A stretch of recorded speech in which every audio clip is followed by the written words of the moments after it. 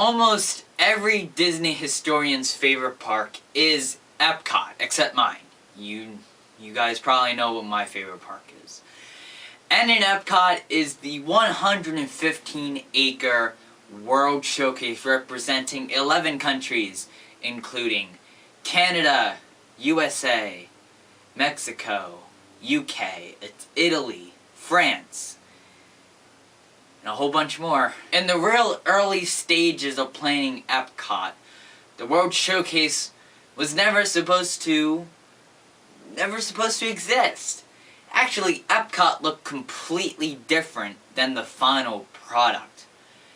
Epcot was supposed to be a fully functioning city of the future where people could live, work, and play.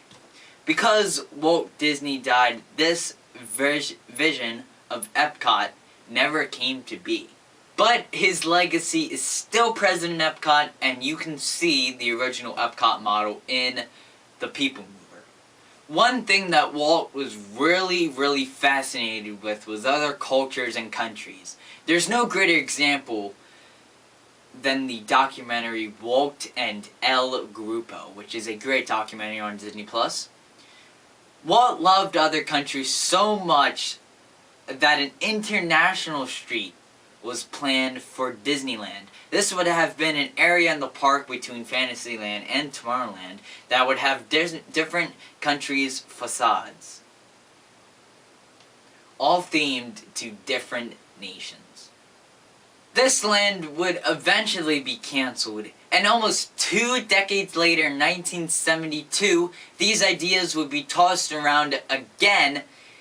Instead of being in Epcot, it would be kind of like a permanent World's Fair and be close to the Magic Kingdom on the monorail loop.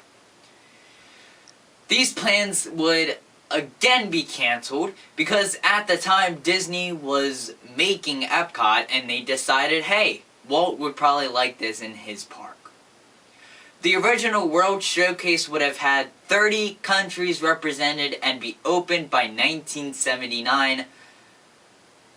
Once again, this didn't happen. The World Showcase and all of Epcot Center, for that matter, was delayed until 1982. When it did open, there were only 11 countries represented because they thought, hey, we'll just put these soon. And they did with Morocco in 1984 and Norway in 1988, but the rest weren't that fortunate. Opening all 30 at once would be very expensive, and it would delay Epcot more. So they opened with Mexico, China, Germany, Italy, USA, Japan, France, UK, Canada, and like I said before, Norway and Morocco were next. Israel, Spain, and Equatorial Africa were originally planned, but never built. These were not as fortunate as Norway and Morocco, and it's easy to see where these were supposed to be, because they're just wooded areas in the World Showcase.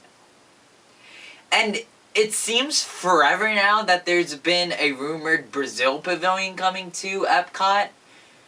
This rumor got so big it actually was pretty much confirmed at D23, except it wasn't announced, and it's yet to happen. Now, Brazil could be interesting because now they have Rio and they could put it in there, but I don't know. I would like to see more countries added to the World Showcase. So now there's 11 pavilions and 3 on the way. But what is there to do in them? Let's go around the showcase, starting in Mexico. In the pyramid in Mexico, there is a restaurant called San Angel. Right next to it is the Grand Fiesta Tour starring the 3 Caballeros, which is a great ride. Frozen Ever After is in Norway, and I'm not even going to talk about that because I don't like Frozen Ever After for reasons I don't want to get into it. In China, there is a film about the country called Reflections of China. In Germany, there is no attraction, but there was supposed to be a boat ride where Biergarten is now. There was supposed to be a boat ride, and it got so far, it was actually partially built, but then canceled later on. So you can actually see in Beer Garden where the queue was supposed to be. Italy has no attraction, but does have a great restaurant called Via Napoli, and we'll get to that later on. USA has the American Adventure, and I'm not like everybody else. I don't really like American Adventure all that much. I might need to go on it again because I fell asleep through half of it, but yeah, let's hold on to that opinion for a little bit when I go on it next. I'll tell you when I go on it next. Japan has a cool shop. Morocco is themed really well, but is lacking a great attraction. They have a pretty good restaurant that I'll talk about in a little bit again, but it's lacking that thing. France has Beauty and the Beast show, and has Remy's Ratatouille Adventure coming soon.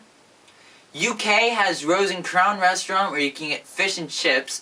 And last is Canada, and that has the film Oh Canada. Or is it Canada Far and Wide now? Yeah. Somebody tell me in the comments. I haven't seen it yet, so I forget the name. I think it's Canada Far and Wide, not Oh Canada. Oh Canada was the one with Martin Short. The World Showcase has a lot to offer food-wise. Via Napoli in Italy is a great spot. La Celliere is a great option. Carmo Couche? I don't really know how to say that. It's in Germany, and it is a good bakery. Regal Eagle? Oh, don't get me started on Regal Eagle. That is the #1 place I want to try in Epcot. It looks so good. Chefs de France in Paris, I've heard it's incredible. And Tangerine Cafe in Morocco is very good as well. The World Showcase has had a fascinating history, and a big moment in both Epcot and World Showcase history is the Millennium Celebration.